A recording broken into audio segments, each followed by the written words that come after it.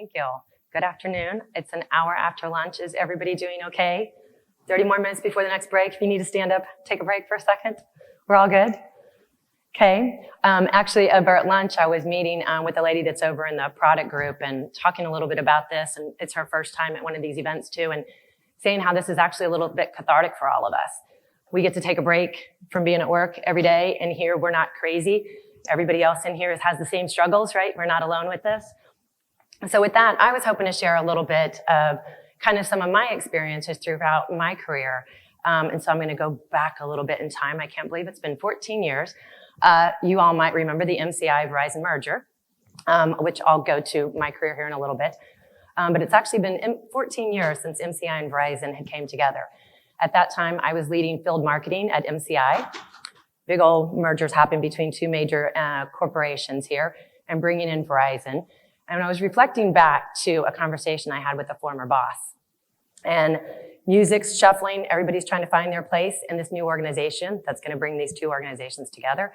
I'm on the MCI, bringing a leader, a vice president of Verizon on the wireless side. Incredibly smart, talented lady leading up product. She's now going to be my VP over in field marketing. Chairs, music kind of stops, everybody lands. Fast forward, I don't know, I'm going to say 9 months at best. I know it was not a year. Music plays again, chairs are shuffling. She goes back over to product, where she still is at Verizon, doing amazing things over there. Then we were talking a couple years ago, and she said, you know, Casey, that job, sales enablement that I had, that was like one of the hardest jobs I've ever had. I'm thinking like, why? She, again, is an incredibly smart, talented, brilliant lady. And she said, she had a finance background and product development. And she's like, I live in exacts. I live in a black and white world. Everything has to connect perfect. My numbers have to line up. My product, everything has to go exactly together. She said, you guys in sales enablement, you live in a world of colors. Everything is colors, and you take all of these different colors, and somehow or another, you're able to make this beautiful rainbow. And then I added, you know, we're able to find that pot of gold at the end of the rainbow for our sellers. And it stuck with me so much of every time I get an opportunity to talk to anybody about sales enablement, I think we have the coolest job there is. Come from a background of sales. Many of you have probably also been in marketing and in product. Everybody wants to enable sales, and we want them to. And we want to take all of their phenomenal ideas. But they also all want to give it to our sellers at the same time. Right? Which starts to be the problem.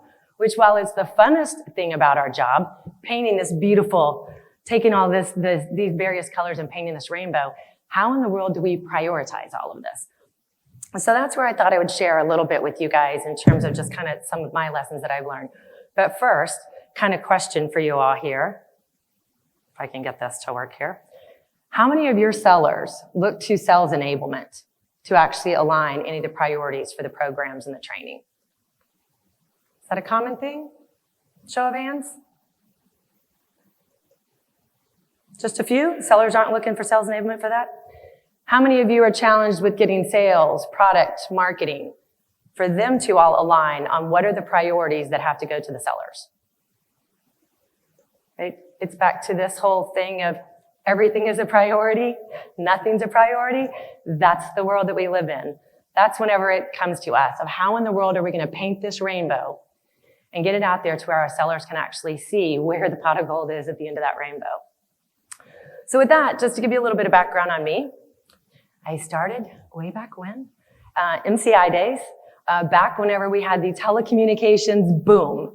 And remember, everybody was looking for that extra analog line so you could kind of plug in and be able to get to this thing called the World Wide Web. So I was selling long distance back with MCI. Did that, as you can imagine, product just boom. Strategy, technology, constantly changing. Going down that path, then all of a sudden, some of you might recall this little merger that happened. I'm not going to digress there too terribly long. Many of you might remember this. If not, you read it in your textbooks. There was a little blip that happened here with this company called WorldCom. Rebranding, reprioritization, new organization, new people, new structure, geos, verticals. Every bit of it is changing. Rebrand again, got rid of the MCI, go back to WorldCom. Fortunately, that was 4 years. We're going to keep moving past that. Now we're back into MCI, a brand that everybody recognized and had a great positive brand. Restructure, reorganize, new sales leadership, new marketing leadership, leadership changes in every functional group. Change is imminent everywhere. New product portfolio, have to now change the marketplace and their perception of MCI. Then comes another really big merger. Now here comes the big one with Verizon. Now you have these two cultures. I talked about my former boss earlier, right? When MCI and Verizon come together. Now, since that, last 14 years, I couldn't even count how many different, number one, acquisitions, right, the company makes, but how many organizational changes that are made. Probably really since that acquisition, about every 3 to 4 months, there's a layoff that happens in one department at least. It could be small, it could be big, but at least every 3 to 4 months, there is a layoff that's happening somewhere globally within the company. Every single time there is that change, there is a change in priority, there's a change in the organizational structure, there's a change in the sales strategy, there's a change in what the sales organization has to focus on. And I'm going through field marketing through all of this until sales enablement really became cool. And then to lead up sales enablement for them. All of this is that endless change. And guess who always gets to help define and finalize that priority to get everything to sales? That's sales enablement, right? Our fun job. So while it's so fun, it's also so challenging. I then recently have had an opportunity to take a new position to lead up sales enablement at a company called West, which is now rebranded. I got something to do with rebranding. Rebranding West from Entrado. You all might know of West, which is now Entrado. Just recently rebranded that. From notification services, you all get your Walgreens, CVS, Texas. Doesn't really happen down here in South Texas, but you get the notification that your kids nowadays. Here we might get it, for different alerts for different things happening with your schools, with your kids' absences, notification services, but also one of your largest UCaaS providers.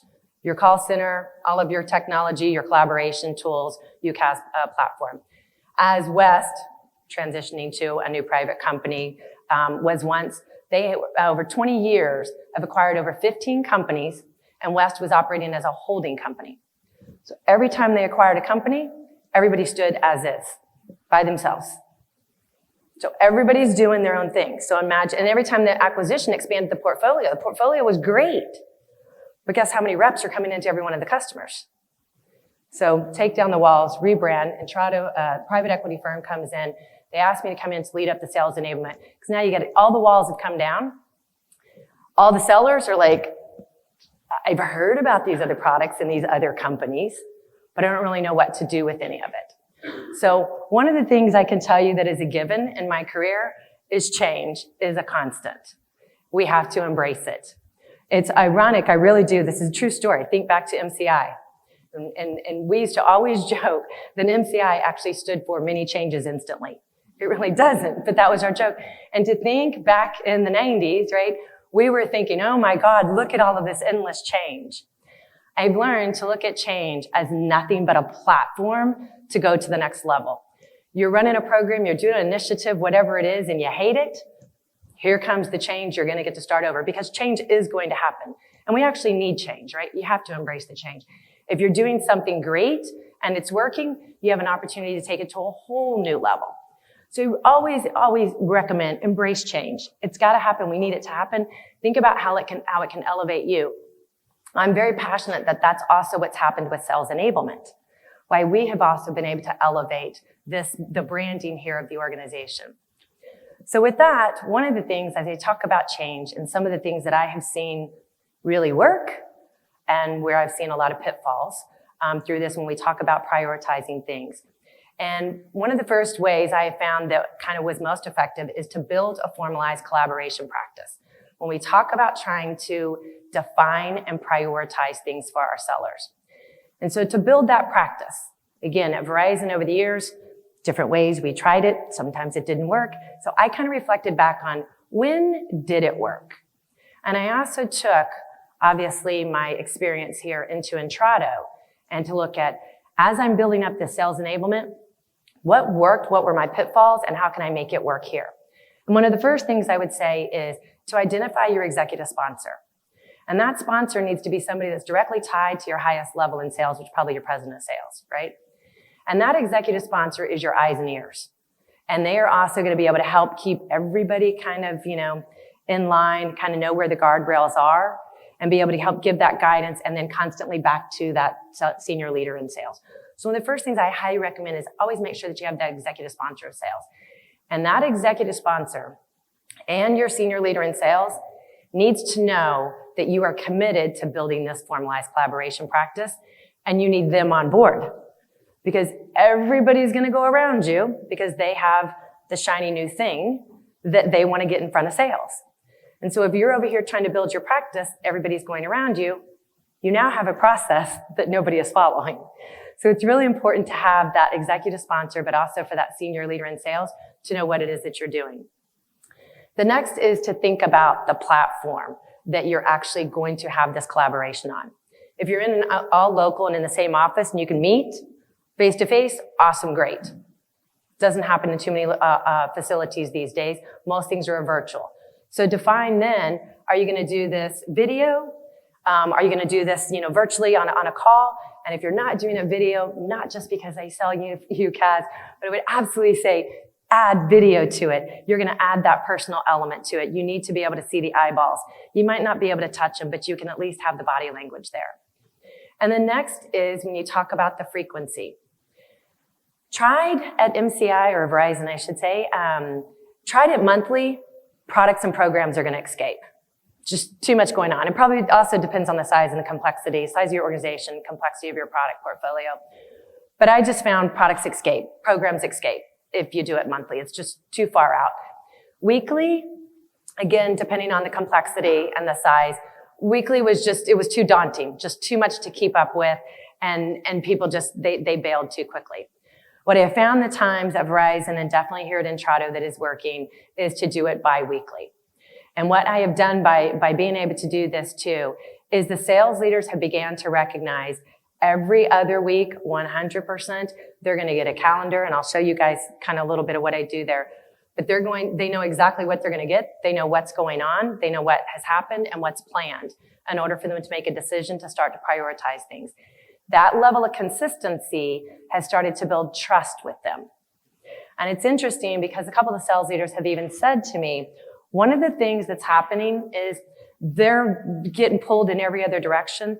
And they said, we've come to recognize that you're kind of keeping us grounded. You are almost the beacon light. And you're helping us to not keep going off. And I'm also empowering them to say no when somebody wants to go around the process.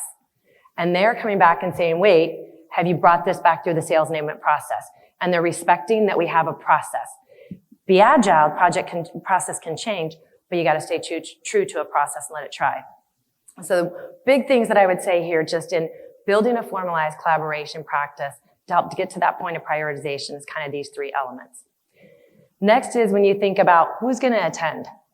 Who should be a part of this formalized collaboration practice?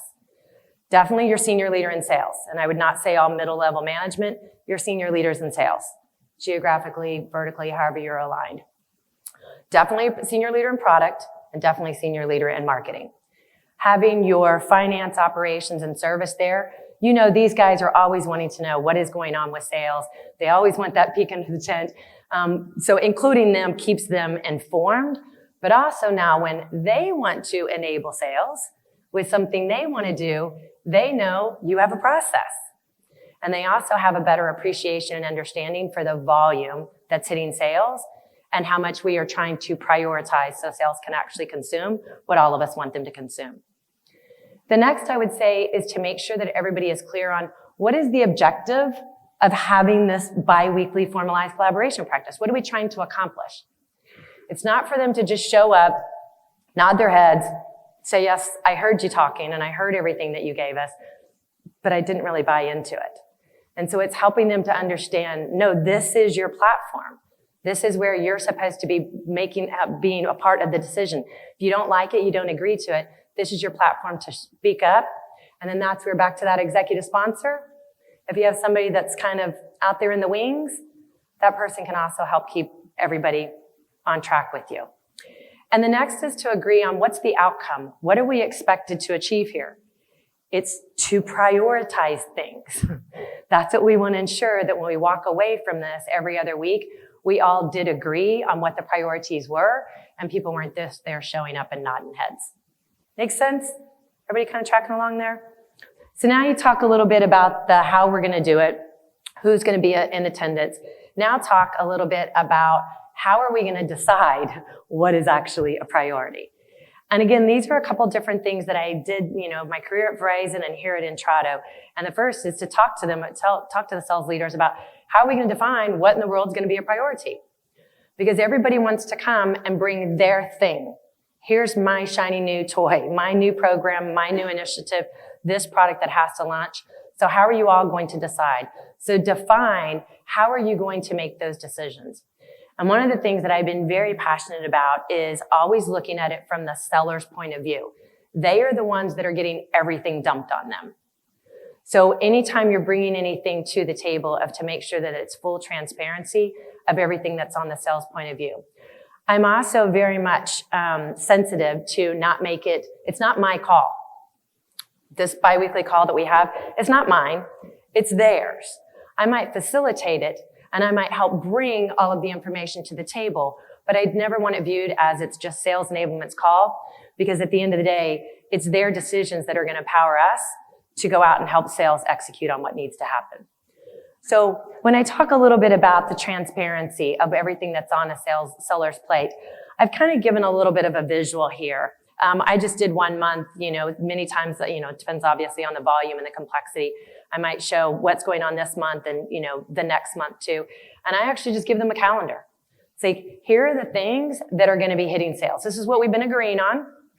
And we're here now today for the last however long. This is what we've been looking at.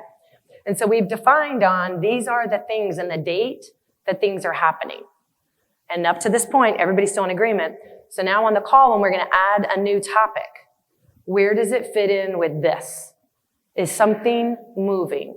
So instead of just bringing in the one thing that we want people to talk about, I have found where it's most effective, where you really show them, but here's where we are today with everything.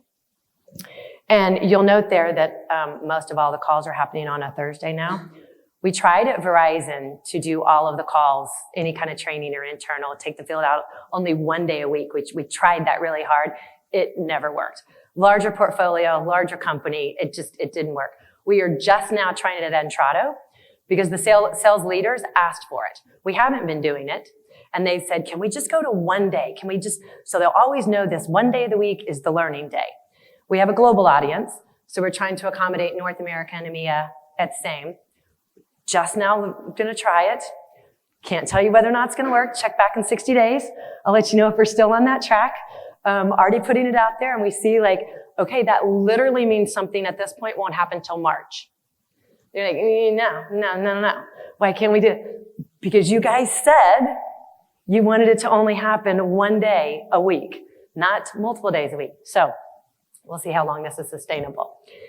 I also manage the communications, and for obvious reasons, right? So that everybody's not hitting sales with multiple communications all at the same time.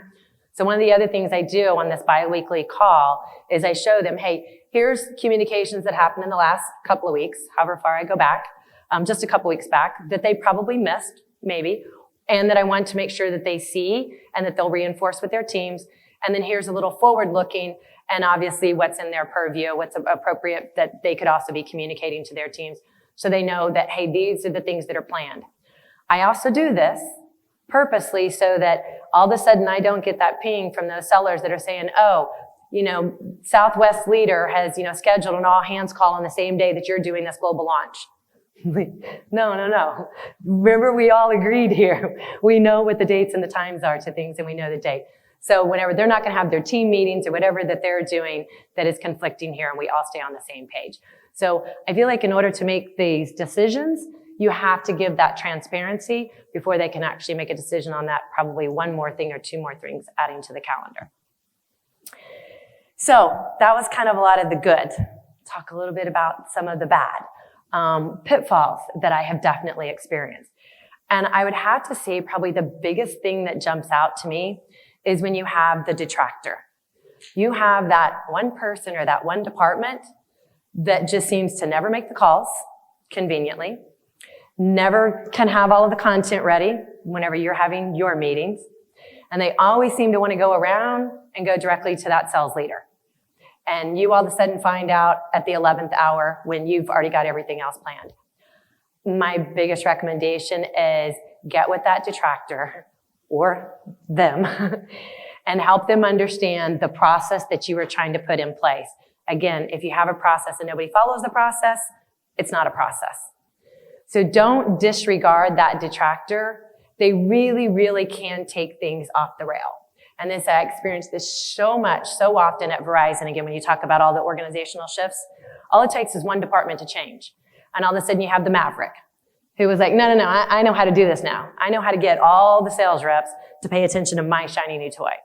So don't disregard that disruptor. They really can wreak havoc.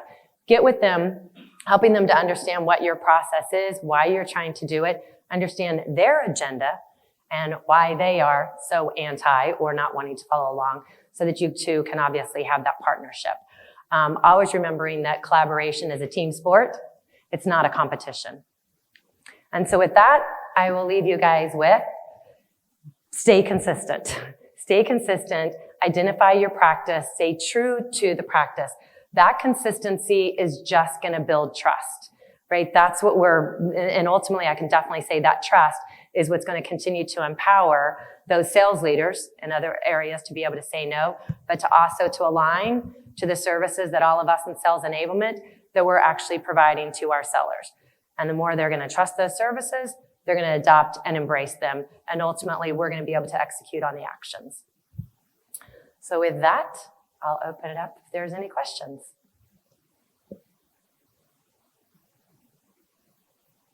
Curious, how big is your collaboration practice? How many people are trying to manage justify spaces or facilities? At Entrado, we've got about 250 sellers globally. No, but it's part of that fighting. Of my sales leaders, 8. And then at Verizon? Yeah, I had about 1,500 sellers. And then sales leaders, any given time, we had from our verticals and geos. Would they be included in the No. I'm sorry. Yeah, we would go to the next level up. Yeah. So there, I would have about 4, and then our senior leader, president of sales. Yeah. And then product and marketing and finance and operations. Other questions?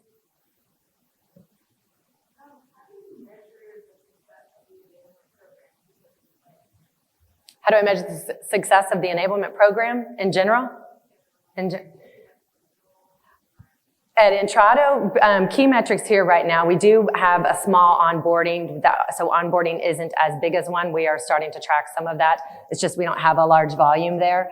But a lot of it right now, what we're really starting to look at is more of the content asset, the management that's happening from, and we also just migrated over to Seismic, so that's giving us all new metrics that we're doing there, as well as a little bit of the time to sell. Time to sell and learning.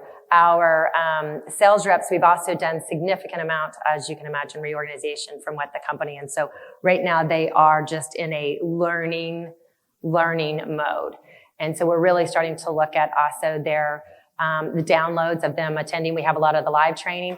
And then we're also utilizing a platform rehearsal and doing some role playing, just a really simple one, doing some rehearsal and some role playing with them, trying to get to the masses as quickly as possible. And so that's another one too, metric of how they are performing in that tool from where they started to their progression of being able to deliver the message. Other questions? No? All good? Okay. Thank you.